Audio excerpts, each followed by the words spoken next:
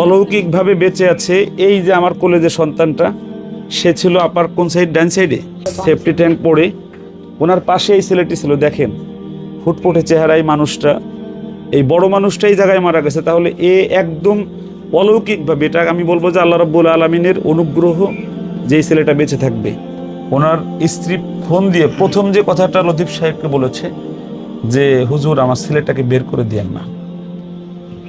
আমরা বের করে তো দেবই না, আমি আজকে সেই কথাটা, এই দুটো ছেলে যতদিন লেখাপড়া করবে ততদিন আর রায়হান পরিবার, কারি আবু রায়হান, আমি আব্দুল কাইয়ুম মোল্লা এবং আব্দুল লতিফ সাহেব তাকে সম্পূর্ণ ফ্রিতে এদেরকে পড়াবে ইনশাল্লাহ।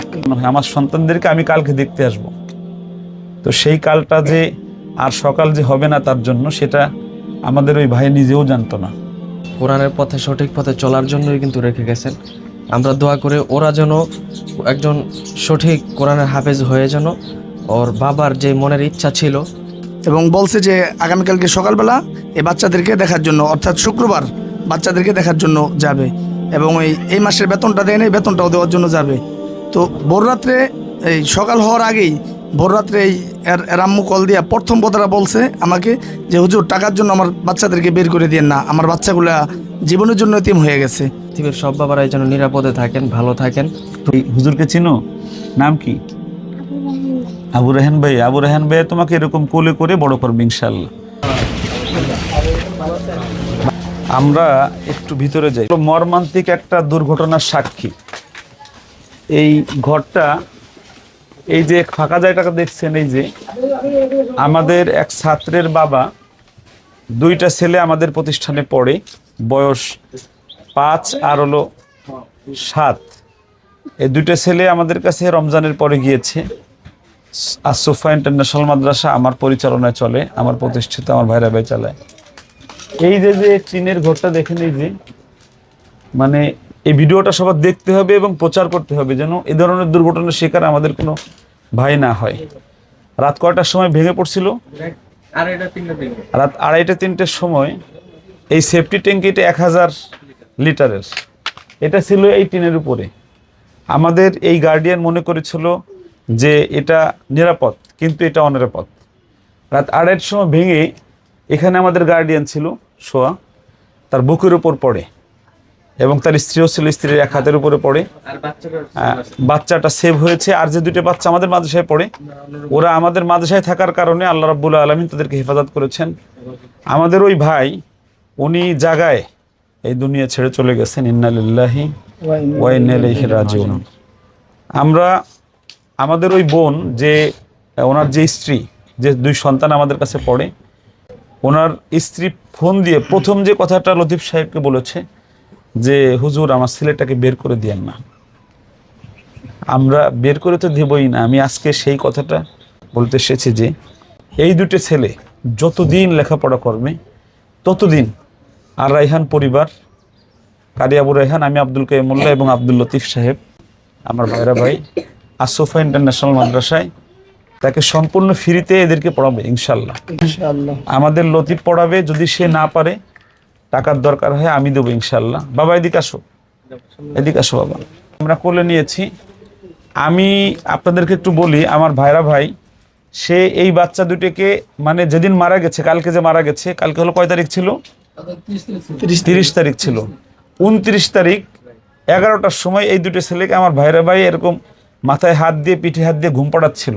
এই ভিডিওটা ওর শিক্ষক ছাড়ে, সেখানে এই ভাই কমেন্টস করেছে যে আমি নিজে সাক্ষী, এই মাদ্রাসায় শারীরিক শাসনমুক্ত পড়ানো হয়, আদর করে যত্ন করে পড়ানো হয়, আমার সন্তানদেরকে আমি কালকে দেখতে আসব। তো সেই কালটা যে আর সকাল যে হবে না তার জন্য, সেটা আমাদের ওই ভাই নিজেও জানতো না। আমি দোয়া করছি আল্লাহর কাছে, এরকম মৃত্যুগুলো জান্নাতি, শহীদি মরণ, আল্লাহ রাব্বুল আলামিন তাকে অবশ্যই জান্নাত দান করবেন। আর আমরা জান্নাতে যাওয়ার যে পাথেও দুটো রেখে গেছে আমাদের কাছে, এই দুটো সন্তানকে আমরা হাফেজে কোরআন বানিয়ে তার কবরের পাশে আমরা দাঁড়া করাবো ইনশাআল্লাহ, আল্লাহ যদি আমাদেরকে তৌফিক দেয়। আমি এবার রায়হানের কাছে একটু যাচ্ছি যে এই যে ঘটনাটা, এরকম সেফটি ট্যাঙ্ক যেন কোনোভাবে এরকম টিনের উপরে না দেওয়া হয়। মর্মান্তিক দুর্ঘটনায় শিকার আমাদের এই বোনের সন্তানদের পাশে দাঁড়াতে পারছি। তোমার কেমন লাগছে? আসলে মর্মান্তিক মৃত্যু, মানে আমি বলবো এটা উনি শহীদ হয়েছেন, আল্লাহ ওনাকে শহীদ করেছেন। এর চাইতেও মানে ভালো লাগার ব্যাপার আরেক দিক দিয়ে, সেটা হচ্ছে যে দুজন সন্তান রেখে গিয়েছেন, ওরা আল্লাহর কোরআনের হাফেজ হচ্ছে এবং সুপথে পরিচালনা করেই কিন্তু তিনি গিয়েছেন। আল্লাহ ওনাকে উঠে নিয়ে গেছেন। এর আগে সন্তানদেরকে কোরআনের হাফেজ হওয়ার জন্য, কোরআনের পথে সঠিক পথে চলার জন্যই কিন্তু রেখে গেছেন। আমরা দোয়া করে ওরা যেন একজন সঠিক কোরআনের হাফেজ হয়ে যেন ওর বাবার যে মনের ইচ্ছা ছিল যে আর রায়হান ইন্টারন্যাশনাল মাদ্রাসায় পড়িয়ে তা আসুফা ইন্টারন্যাশনাল মাদ্রাসায় মানে কোরআনের একজন হাফেজ হওয়ার মাধ্যমে যেন ওর বাবার কবরটা যেন শান্তি পায়, ওর বাবার আত্মাটা যেন শান্তি পায়। আর আমরাও দোয়া করি এরকম কখনো মর্মান্তিক মৃত্যু যেন আর কারো না হয়, এবং সব বাবারাই যেন, পৃথিবীর সব বাবারাই যেন নিরাপদে থাকেন, ভালো থাকেন। তুমি তো এই যে ছোট বাবুটা নাম কি আব্বু? আবির। আবিরকে কোলে করেছো। আবির কাছে জিজ্ঞেস করো তো কেমন লাগতেছে আবিরের। আবির কেমন লাগতেছে তোমার? ভালো। এই যে তাকে চিনো, এই হুজুরকে চিনো, নাম কি? আবু রায়হান ভাই। আবু রায়হান ভাই। আবু রায়হান ভাই তোমাকে এরকম কোলে করে বড় করবে ইনশাল্লাহ।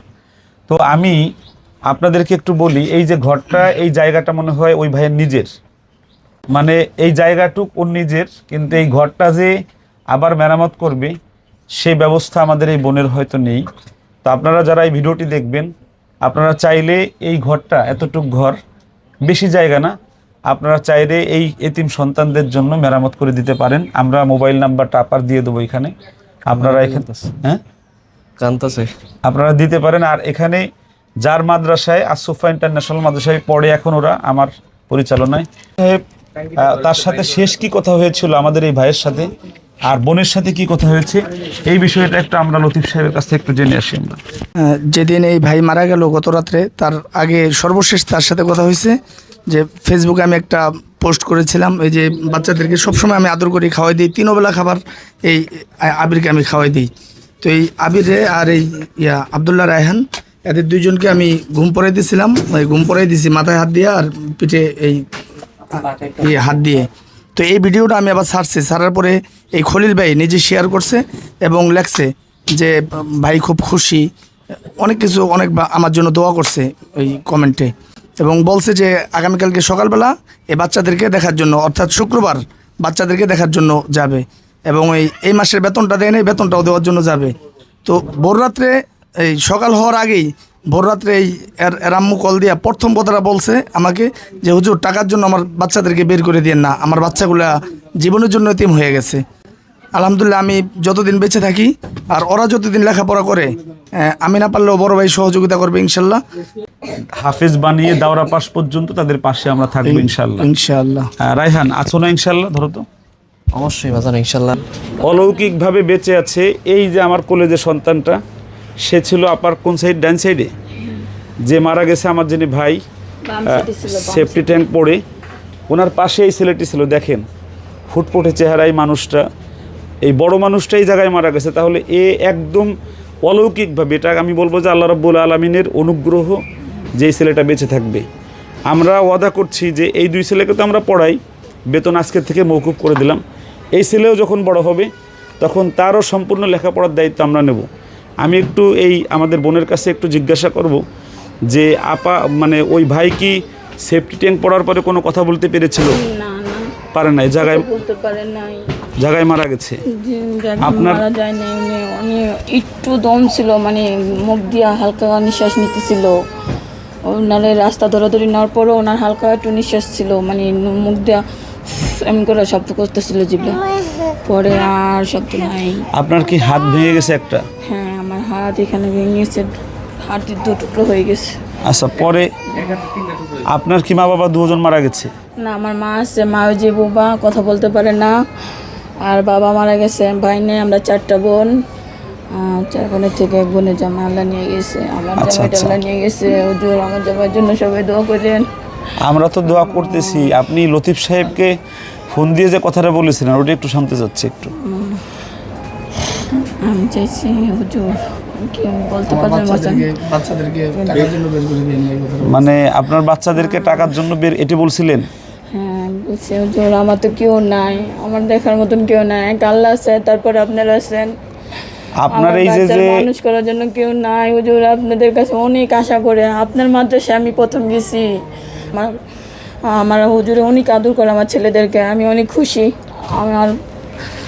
আমার বাচ্চার অনেক আপনাকে আপনি যে দাবি করছিলেন যে আপনার সন্তানদেরকে জন্য বের করে না দেয়, আমরা তো বের করে দেবই না। এই যে ছোট ছেলেটা আপনার, একেও আমরা ইনশাল্লাহ মানুষ করে দেব, ও একটু বড় হলে ওকেও নিব।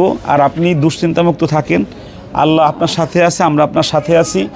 আমি একটু বলি প্রিয় দর্শক, বাংলাদেশের যেখানে এরকম দুর্ঘটনা ঘটবে আর যদি তাদের বাচ্চা থাকে, সেই বাচ্চা মানুষ করার দায়িত্ব আর রায়হান পরিবার ইনশাল্লাহ নিচ্ছে। আমাদের 200 এতিম আছে, আজকে আমরা আরও 3 জন নিলাম। আপনারা সবাই দোয়া করবেন, আমাদের এই বোনের পাশে আপনারা থাকার চেষ্টা করবেন। আমি যে কথাটা ওইখানে বলেছি, ওই ঘরটা ঠিক করতে হবে, আপনারা কেউ পারলেই ঘরটা ঠিক করে দিবেন। আমরা আপনার নাম্বারটা, বিকাশ নাম্বার আমরা দিয়ে দেবো। আর এই ছেলেদেরকে মানুষ করার জন্য আর রায়হান পরিবার আছে, আপনারা তাদেরকে দেখতে আসবেন। আমি আবার শেষ বলছি যে আল্লাহ অলৌকিকভাবে এই ছেলেটিকে আল্লাহ বাঁচিয়েছেন, তাদেরকে মাদ্রাসায় থাকার কারণে তাদের কিছু হয় নাই। মা বাবা দুজন, বাবা দুনিয়া থেকে সাথে সাথে চলে গেছে, সেফটি ট্যাঙ্ক ভেঙে পড়ে, আর মা হাত ভেঙে গেছে। আল্লাহ যেন এই পরিবারকে আল্লাহ রক্ষা করেন, পরিবারের পাশে আমরা আছি। আপনারা সবাই দোয়া করবেন দেশবাসী। এটা হলো রায়েরবাগ স্ট্যান্ডের সাথেই মিরাজনগর জায়গার নাম। এই জায়গায় আপনারা সবাই চিনেন। আমরা আর রায়হান পরিবার আমরা এখানে এসেছি, রায়হান এসেছে।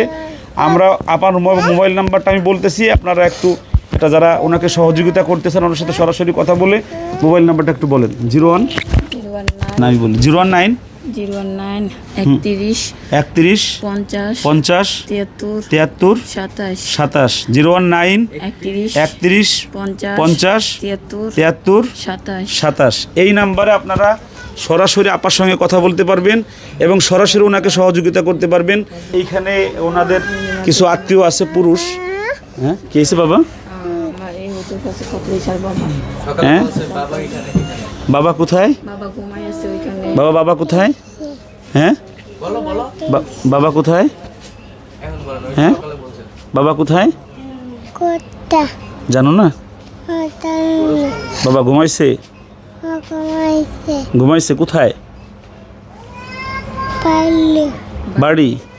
আচ্ছা, তো সবাই দোয়া করেন, আমরাও দোয়া করি। আমরা আর রায়হান পরিবার এই সমস্ত অসহায় দুস্থ এতিম এবং অ্যাক্সিডেন্টে আপনারা জানেন সিএনজিতে যে মারা গিয়েছিল সেই বাচ্চাদেরকে আমরা এনেছি।